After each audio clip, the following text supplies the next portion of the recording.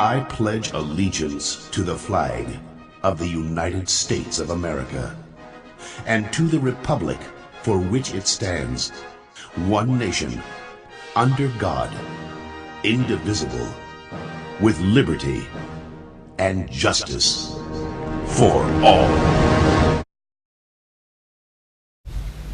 Welcome to the Edmund W. Miles Middle School Morning News for December 13th, 2013. Our broadcast is coming to you from our studios on the second floor of the middle school. If you wish to participate in one of these broadcasts, please talk to your teacher about what you will need to do to participate. Tutoring. Attention all middle school students. The National Junior Honor Society will be providing peer tutoring in room 110 after school. Tutoring will take place from 2 o'clock to 2:25 Monday through Thursday and is available in every subject area for each grade. Bilingual tutoring is also available. You don't need to make an appointment, just show up. Periods educators, meeting next Wednesday, start of period 6 in room 206.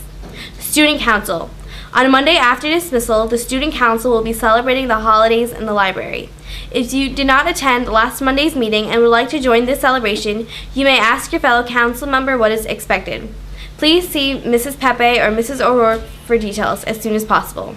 Students that attend sporting events. All students who can't attend middle school games should show their ID card or they can't attend. Today is a red day and have a really great day.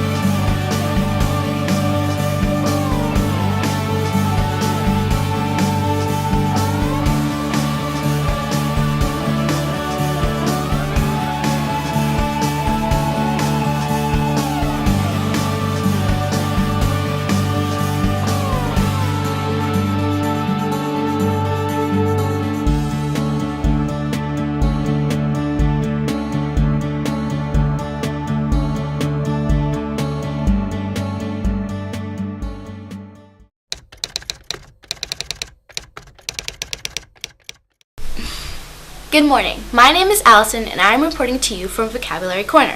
The word of the week is prognosis. Prognosis is a noun which represents a person, place, thing, or idea. The definition of prognosis is a forecast of the probable course and outcome of disease or situation. Synonyms are prediction, projection. Antonyms are knowing, definitive. A sentence is, in Mrs. Charles' science classes, the prognosis for students to emerge as science experts becomes higher as the year progresses.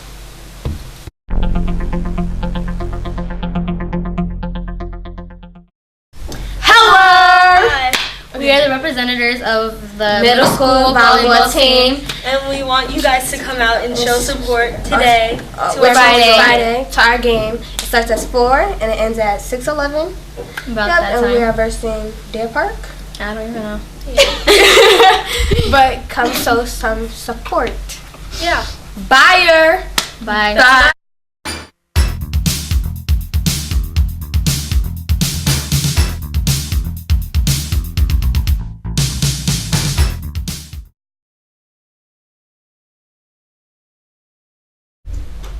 December 13th, 1865, slavery abolished in the U.S. The 13th Amendment, which abolished slavery, had been ratified earlier in December 1865 and went into effect on this date. This amendment states that neither slavery nor involuntary servitude shall exist within the United States. Slavery is involuntary servitude obtained through force. Slaves are regarded as property rather than human beings, and they are subject to their owner's will.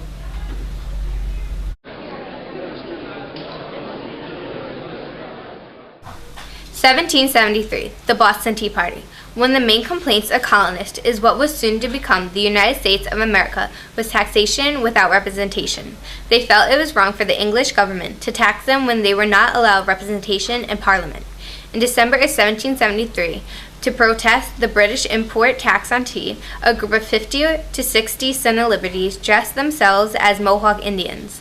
They boarded 3 British ships in Boston Harbor and emptied their tea into the water. The Boston Tea Party was one of several events that led up to the American Revolution.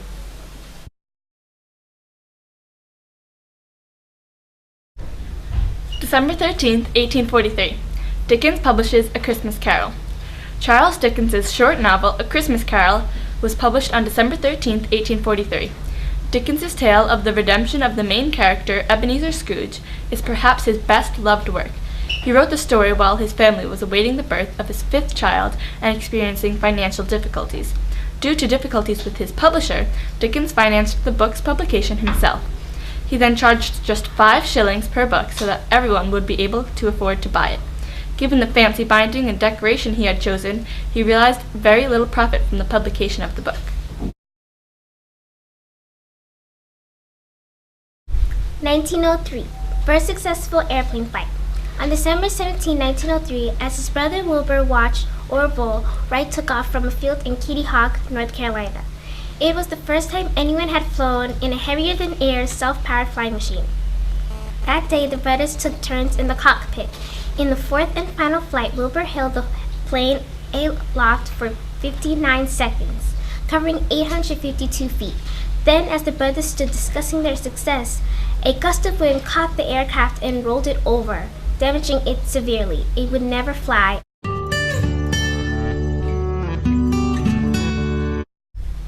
I am Camille. This is the weekend weather. Friday, some sun, then clouds and cold, high of 32. Saturday, accumulations of 1 to 3 inches of snow, high of 35. Sunday, increasing wind, windy, high of 39. Have a great weekend.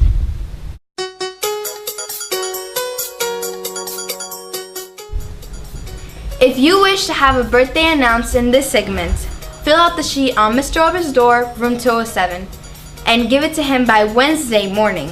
Our birthdays for this week are Excel Argueta, Jonathan Drayden, Adam Corenton, Rashad Scruggs, Amanda El-Zali, Diamond Robinson, Matthew Ayers, Michael Gordon, Gemma Rojas, Kayla Jacobs, John Quinine, Destiny Pickett, Dominic Pickett, Melanie Valencia, Kenny Torres, and Diamond Purnell. Happy birthday!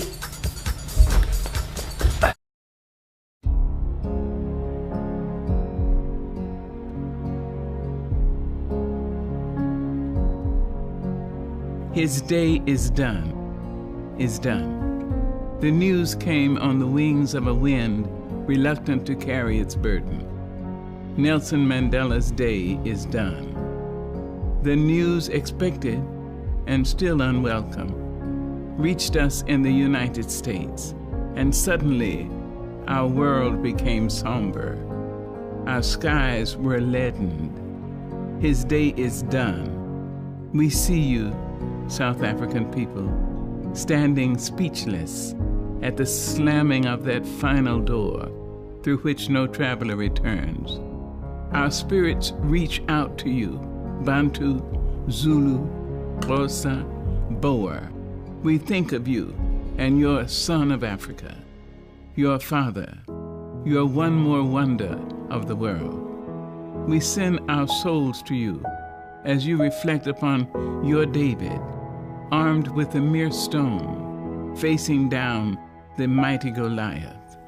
Your man of strength, Gideon, emerging triumphant, although born into the brutal embrace of apartheid, scarred by the savage atmosphere of racism, unjustly imprisoned in the bloody maws of South African dungeons.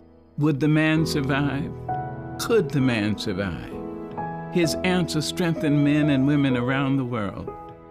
In the Alamo in San Antonio, Texas, on the Golden Gate Bridge in San Francisco, in Chicago's Loop, in New Orleans' Mardi Gras, in New York City's Times Square.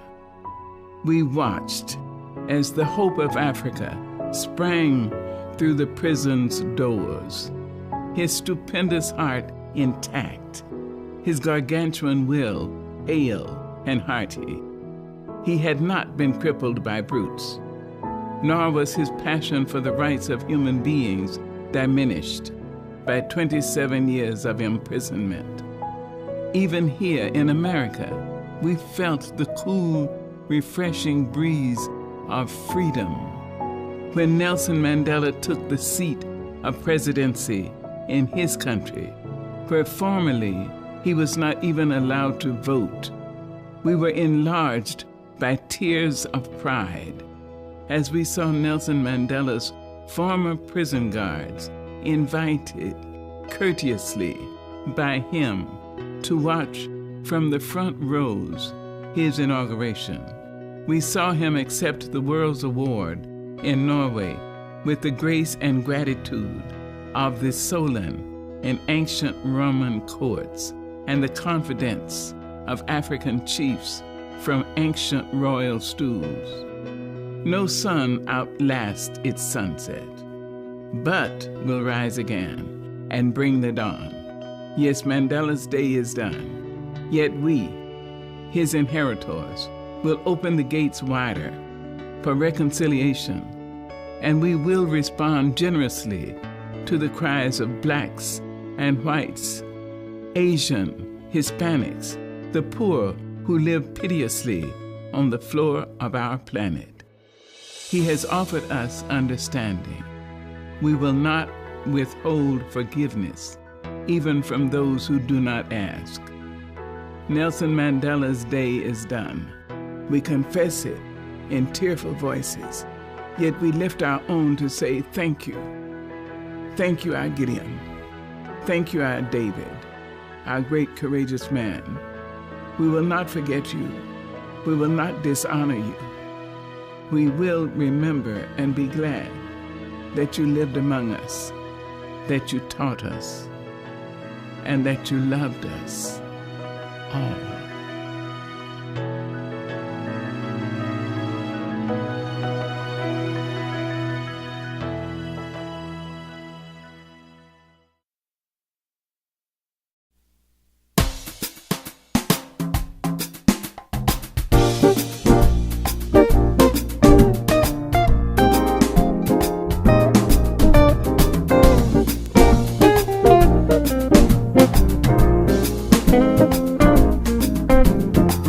Take a listen to the sounds of the avenue, mixing a rhythm that can send you downtown by walking tunes in like a radio, and melodies flow and flow. Upbeat we stroll around, there's all my friends around. We're all singing, doing our chores about town, just building memories night and day, and harmony comes our way.